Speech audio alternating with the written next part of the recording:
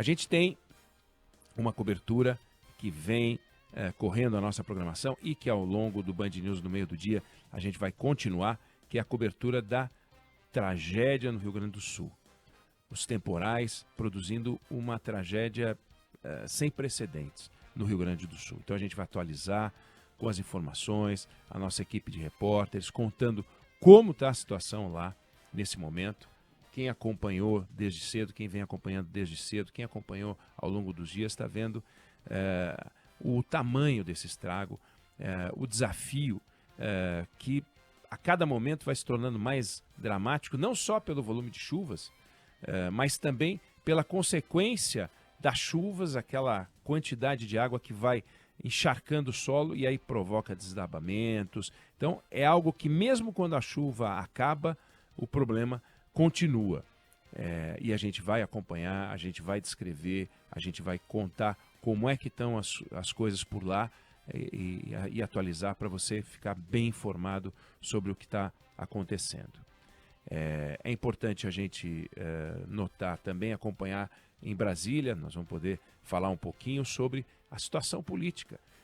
Tensão, porque a gente tem problemas que são próprios da política, que se resolvem, um mal-estar, um probleminha de relacionamento deles lá, sem interferência na nossa vida. Agora, quando tem interferência na nossa vida, é um problema muito grave. E está tendo interferência na nossa vida.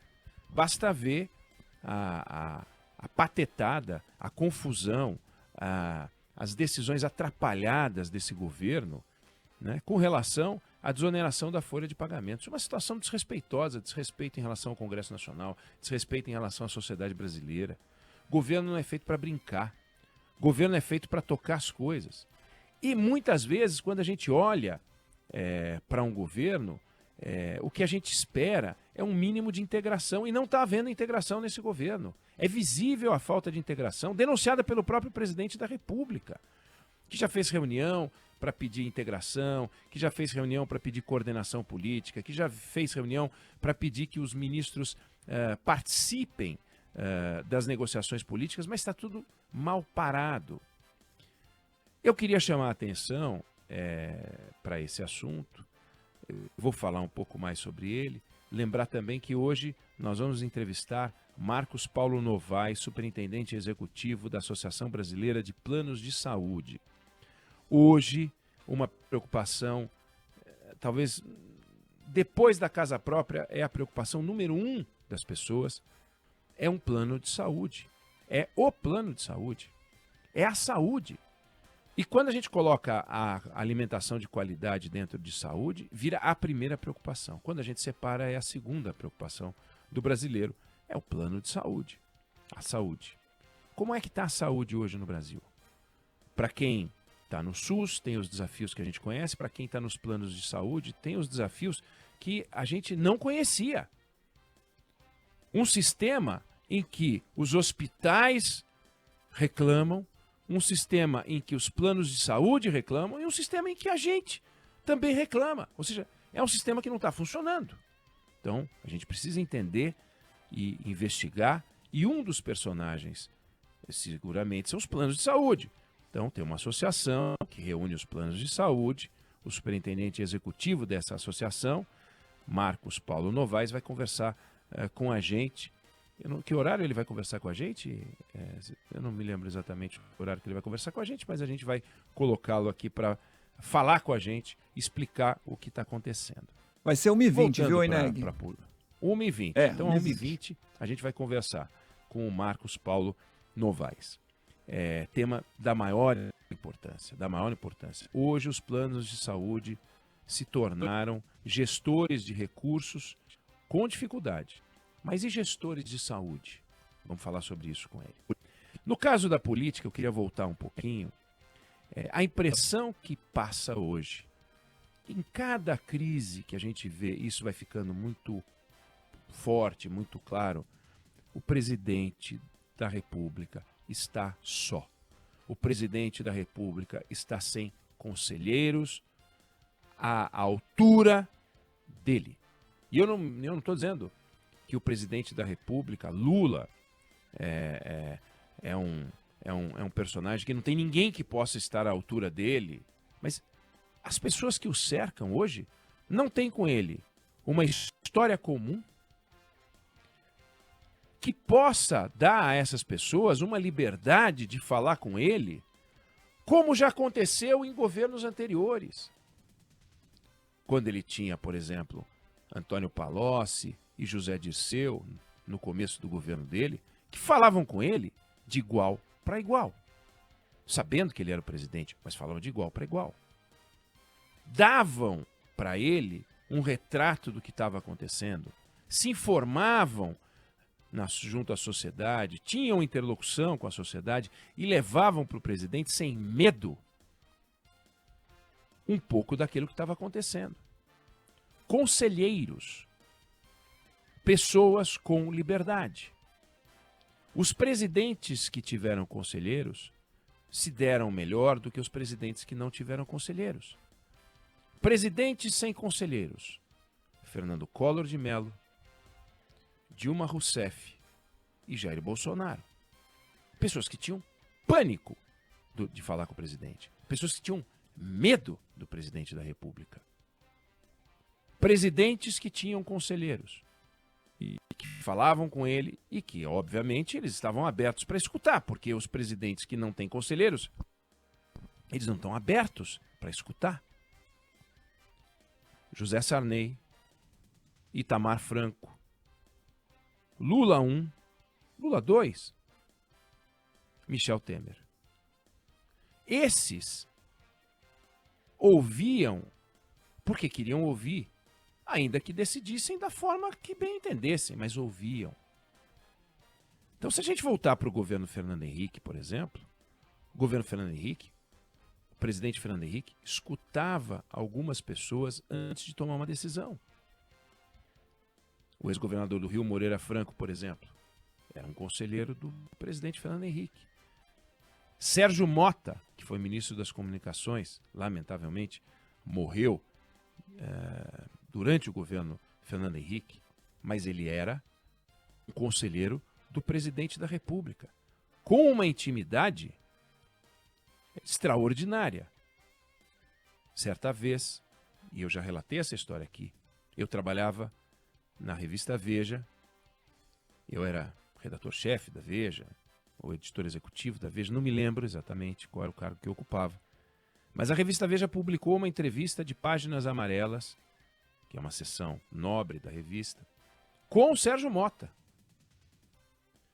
E ele criticou o principal programa social do governo, que era tocado pela primeira-dama, Ruth Cardoso. Chamava Comunidade Solidária, o programa da primeira-dama.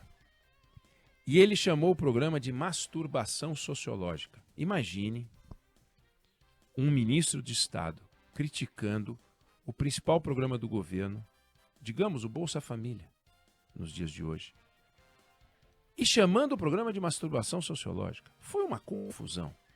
Qualquer outro ministro, sem espaço no governo, sem acesso ao presidente, sem prestígio, teria sido demitido. Mas assim, as chineladas. Sérgio Mota, obviamente, foi chamado no Palácio do Planalto, e o diálogo entre os dois dava para ser ouvido do Palácio do Jaburu, que fica a outro extremo da esplanada, na mesma avenida, no outro canto. Dava para ouvir, que é a sede do governo do Distrito Federal. A gritaria dos dois, gritando um com o outro. Não era só os gritos do presidente, os gritos do presidente e as respostas do Sérgio Mota. Aquilo ali foi um momento que só pessoas com muita intimidade podem viver. E o presidente Fernando Henrique, com o Sérgio Mota, tinha uma relação impressionante. Moreira Franco com o Fernando Henrique Cardoso. Aliás, Moreira Franco teve papel importante, de destaque, também no governo Dilma. E não conseguia ter acesso, e era ministro dos assuntos estratégicos, e ele cuidava, por exemplo, do Conselhão. A Dilma dava bronca nele. Pode isso. E ele foi, depois, um braço importantíssimo no governo Michel Temer. Aí sim, Michel Temer o escutava. Então, Moreira Franco foi governador do Rio. Moreira Franco tem uma carreira política importante, extensa, uma formação intelectual importante, destacada, e ele tem contribuições a dar. E tinha contribuições a dar. Quem queria ouvir, ouvia. Michel Temer, com quem ele tem uma relação de amizade, e a Dilma não ouvia. Fernando Henrique ouvia. Conselheiros, pessoas que podem dizer para onde ir. Quem são hoje os conselheiros do presidente Lula? Então, quando o presidente, como todo presidente, tem que tomar decisões e as decisões são solitárias, porque no final é ele que paga a conta, é o Bolsonaro que pagou a conta da negação da vacina e não se reelegeu, foi a Dilma que pagou a conta da pedalada fiscal e foi empichada, foi o Collor que pagou a conta, bom, aí também das estrepulias e da corrupção.